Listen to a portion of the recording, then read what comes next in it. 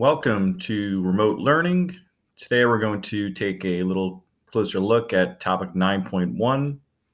This is Innovation Boost Growth. This will be found on pages 312 to 320 in your textbook. Make sure you have your Google document open that you had filled out the responses for the questions. And as we go through it, add to your answers, change them if you need to, but as long as you have something similar to what I'm describing, then you can certainly just leave your answer as is. If you feel you need to add to it, please do so. So some of the things we'll be looking at today are the factors that encouraged industrialization in the United States. We'll look at some of the new inventions, the inventors, and some of the developments that impacted our country. So I'm going to keep the questions up here so you can kind of see them simultaneously as to when I'm describing them. So when you think about where the Industrial Revolution began, you should have learned about this a little bit in world cultures back in 9th grade. Great Britain is kind of the center point of the Industrial Revolution. In fact, they tried to keep it to themselves for some period of time, but eventually it made its way across the Atlantic Ocean into the United States. And the reason why it's considered to be a revolution is because what we're going to see is it's going to be a complete change in how society produces goods. Things are going to move forward much more rapidly and efficiently in the new factories, and that's going to make it more affordable for the average citizen. When you look at the first Industrial Revolution, it was marked by the following characteristics. Steam power is going to be the center point of the initial Industrial Revolution. If you look there, there's a diagram there or sketch of one of the earliest steam engines. You can see how large the steam engines were at that point in time. And what they did is they used coal, and that helped them to, when they burned that, to heat the water and produce the steam. And this is why coal and iron were the two major resources in the early part of the Industrial Revolution. Then around the middle 1800s, the Industrial Revolution is going to kick into a new phase. And when you look at that point in time, new, building blocks of the Industrial Revolution became important. Things like steel, which is much more durable and stronger than iron. Oil, which is going to help fuel the Industrial Revolution. A new power source like electricity.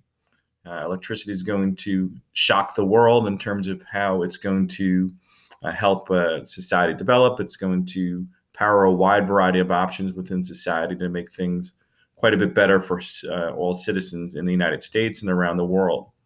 So one of the key things these new resources did as kind of a secondary component is it improved the standard of living throughout the country. If you recall, standard of living, that's the measurement. It's kind of like a general measurement to compare, let's say, one town to another or one state to another, or more likely one country to another. And a standard of living takes into account factors like access to medical care, average wage or salary per year, the housing or the homes that you live in, sanitation, things like that.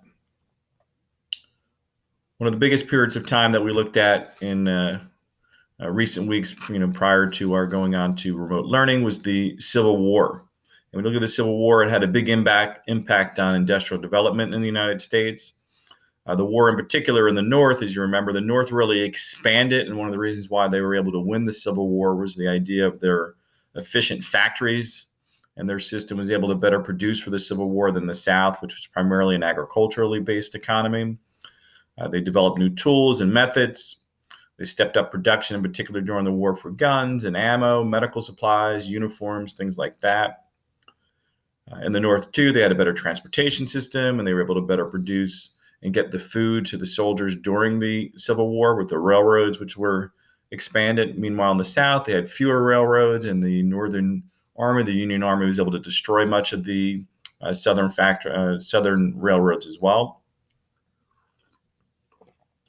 One thing the United States needed was an additional labor source. As factories expanded, you needed what would amount to be a cheap labor source in the United States during the middle to late 1800s. And that's why we're going to see an influx of immigration into the United States during the late 1800s in order to better meet the demand of workers in factories.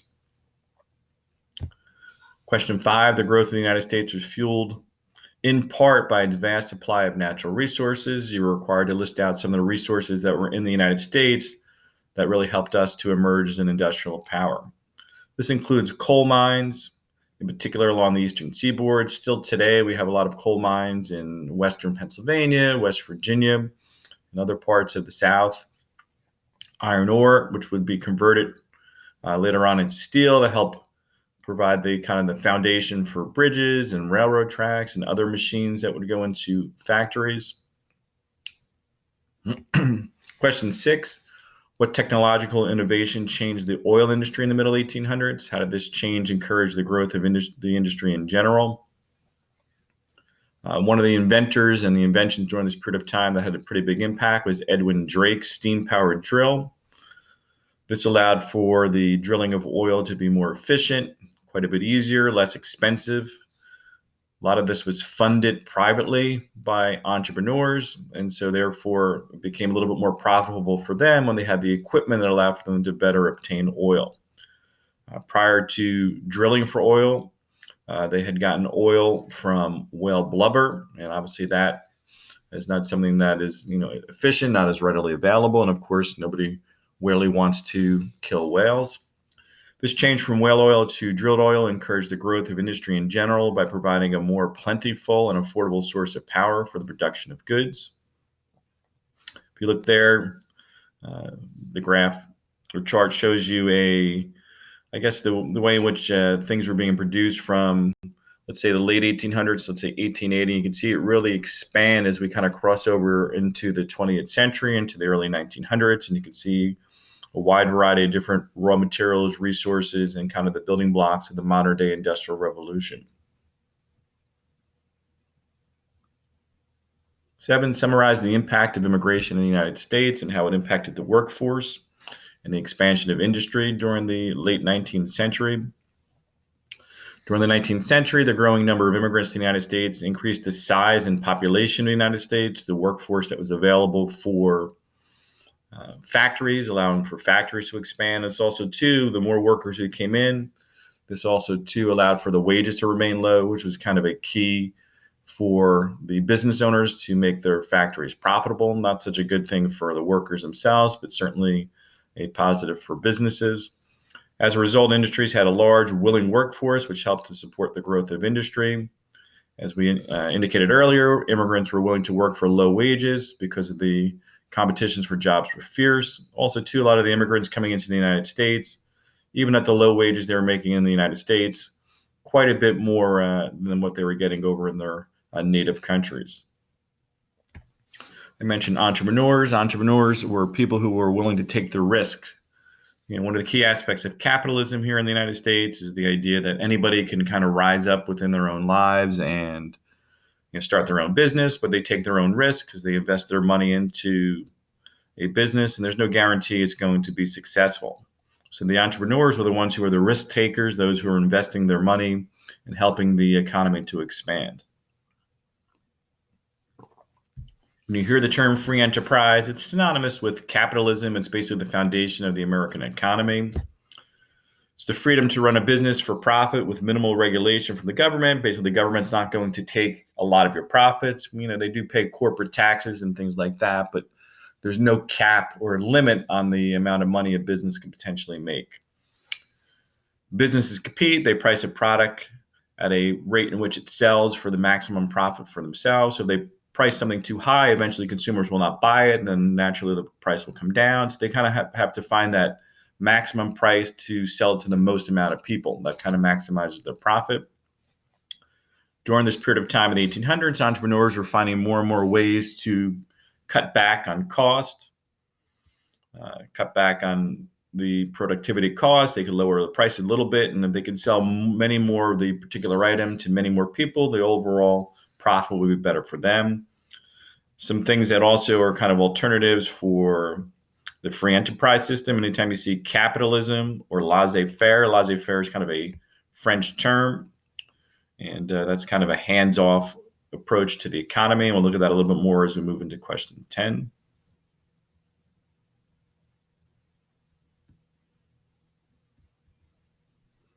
So we look here, laissez-faire policies. Why were these policies an important aspect of economic expansion during the 1800s? This allowed businesses to operate under minimal government regulation. Kind of alluded to before, you don't want the government coming in and telling you how much money you can make. Without government regulation, however, there are some negatives for the workers. Sometimes the conditions in factories are not ideal. There wasn't the government oversight to kind of protect the worker. However, laissez-faire policies, along with a strong legal system that enforced private property rights, provided the predictability and security that businesses and industries desired during this period of time, helped to encourage investment and growth. These factors created an economic environment where entrepreneurs could flourish.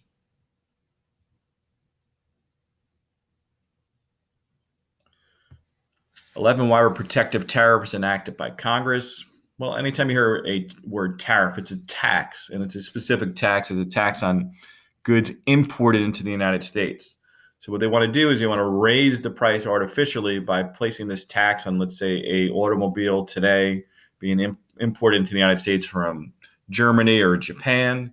And you put that tax on the foreign automobile, which encourages then citizens to buy today, let's say, an American-made automobile, a Ford or a Chevrolet. So these taxes protected American industries and also gave a revenue source to the federal government. One issue during this period of time would be with the wide variety of inventions that were coming out during the 18 and 1900s. You needed some way to protect yourself so somebody wouldn't steal your ideas. So in question 12, we deal with a patent. A patent is a grant by the federal government giving an inventor the exclusive right to develop, use, and sell an invention for a set period of time. If somebody tries to steal your invention or idea, the person who originally developed it, and if they have a patent, they can sue you and then force you to turn over your profits. And today, obviously, there's a lot of patent wars that go on. Sometimes there's a slight variation in a product or an idea, and then they kind of argue back and forth as to whether or not it's a new idea or the same general product or idea. Next, we'll look at somebody who's obviously at the center point of our local area here in Metuchen. Obviously, Metuchen's surrounded by Edison, named after Thomas Edison. And of course, you can even see in the photograph on the screen there, the Edison light tower, the light bulb there in the background, that picture on the right-hand side, Edison on the left there. And the Edison Light Bulb Museum is maybe 1.5 miles from Metuchen High School. Hopefully all of you have visited it at some point in time. If you haven't, maybe sometime in the future, maybe sometime in the summer, you can go out there and maybe visit the Edison Light Bulb Museum. So Edison, of course, a very famous inventor, Menlo Park, New Jersey, established his first research lab in 1876 in Menlo Park. He received over 1,000 patents for many different inventions, including the light bulb in 1880. Within a few years, he also had developed plans for central plants to light entire sections of cities. The electrical power plants would then provide electrical lights to city streets, which would make things quite a bit safer for citizens in American cities. And then you have the bottom photograph there, Edison working in one of his labs. Okay, moving on to question 14. Several major inventions during the Industrial Revolution had an important impact on the life in the United States. You were to choose, in your opinion, which invention had the biggest impact. So you don't need to write all these down within your answer itself. You should be familiar with most of these inventions, and you could have chosen which one you thought was best for your particular view. The Bessemer process, this is something you learned about extensively in world cultures. This is the process of taking the raw iron ore and converting it into steel.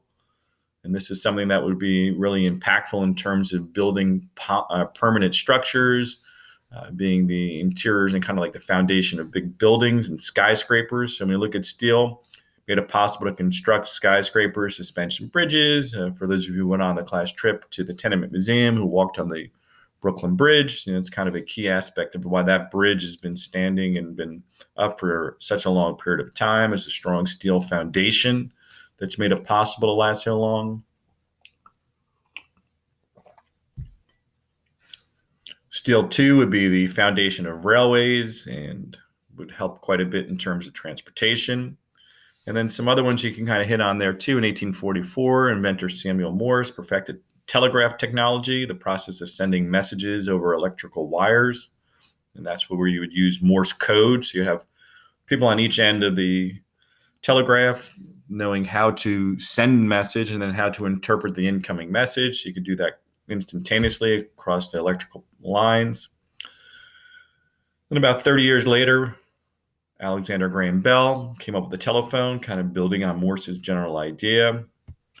Marconi, he developed the wireless radio. This would allow for radio communications, both in terms of two-way radio, kind of communicating back and forth, and also to the modern-day radio, which many of you, I assume, listen to. Okay, if you look at the birth of modern-day telecommunication, just shows you the time it would take in terms of getting a wide variety of messages from place to place, and something simple as regular mail that we kind of take for granted today. Depending upon where in the United States you were at that time, it could take anywhere from 2 days to 2 months to send a letter from one place to another. Sometimes telegraph messages, if they were pretty far away, could take upwards of an hour for the electrical pulses to go back and forth, be interpreted, and sketched out on a piece of paper for somebody to understand.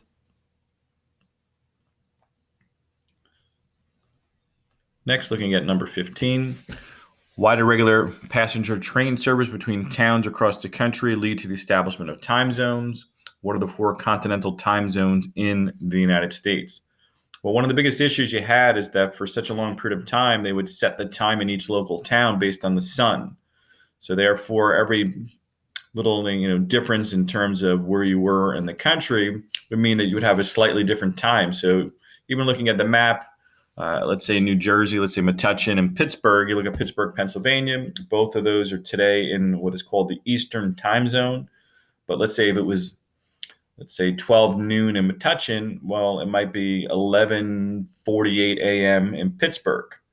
So you'd have like a slight variation, which made it very difficult to kind of predict in terms of when trains would depart and arrive in different towns and cities across the country. So what they did is they came up with more general regions in the United States, which are called time zones.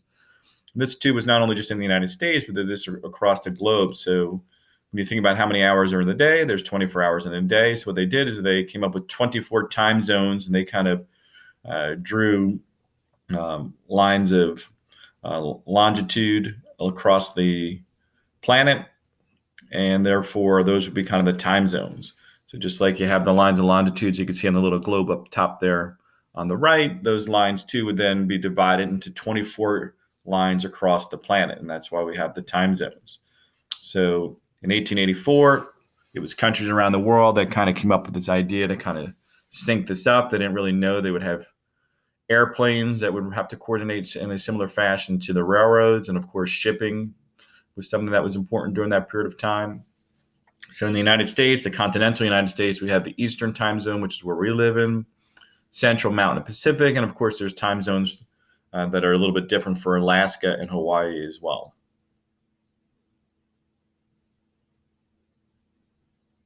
How do railroads and factories cause a spiral growth during the Industrial Revolution? So basically, the idea of railroads, they allow businesses to obtain the raw materials more quickly and less expensively. Also allowed for businesses and factories to sell goods to many more people across the country. Businesses sprung up to support the factories and railroads along the way. Towns expanded along railroad lines as well. So the railroads needed steel rails and the factories needed building materials. So all these things became interrelated, which is really important.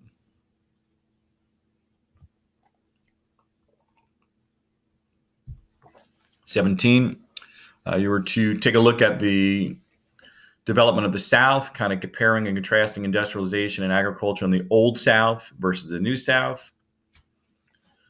So when we look at the Old South, raw materials were sent abroad or to the North for processing. So in the Old South, they didn't really have much industry at all. And the main crop during that period of time, kind of cotton was king. The New South, many of the raw materials such as cotton, wood, and iron were processed locally in southern factories. Crops were more diversified, including grains and tobacco. Tobacco, of course, something that is what is considered to be a cash crop. as well as cotton. These are things that the plantation owners could not use themselves. And then some railways were developed finally in the New South to link cities together. And during both periods of time, cotton remained the most important aspect of the South.